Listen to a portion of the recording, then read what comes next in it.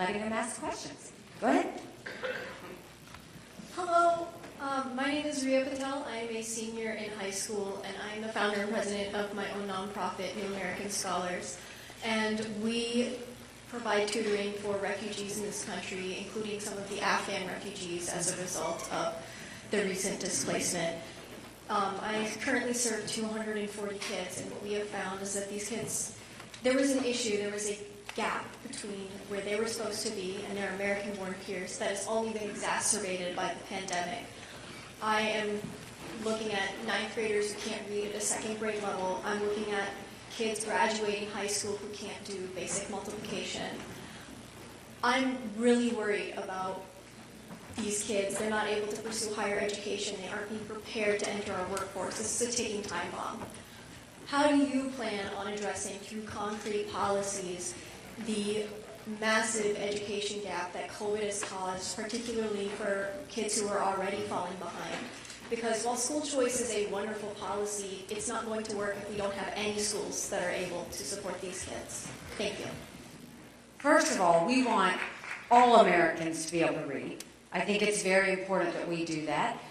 There are refugees that we bring. I can tell you that when my husband and his unit came back from Afghanistan, their number one focus was getting the 2 interpreters back to America, because without those interpreters, they wouldn't have survived, and if those interpreters stayed, they would have been killed. So there are times where we bring in refugees, we vet them, we make sure we do it right. Having said that, it's a bigger issue than the kids you're dealing with. We are talking about all of America and the fact that 31% of 8th graders can't read.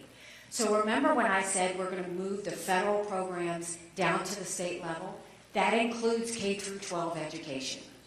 When you do that, states can decide how to use those resources. So in South Carolina, I started a nonprofit that helps our rural challenged areas of South Carolina after school with reading, with homework help, with studying, because a lot of our parents both work and there's no one there to help their kids. Every state knows what their issues are. I would much rather the money be down in the state where they can take care of their people than some Washington bureaucrat who thinks they know and treats every state as one size fits all. So that's really the key of trying to get that there. And when it comes to school choice, you say that. What people don't realize, even teachers are having a hard time. I mean, God bless our teachers. Right now, they have to teach, they have to parent, they have to be the guidance counselor, they have to be the pastor, they have to do all these other things. Oh, and by the way, teach to a test. And that's why we're losing teachers, is because they want to just do what they went to school to do. And that is to support children and get them in the right place. So it's all about prioritizing what we need to see in education and the support system we want there. I think it's best done at the states so that the DC bureaucrats aren't the ones deciding what New Hampshire needs, but New Hampshire citizens can decide what New Hampshire needs.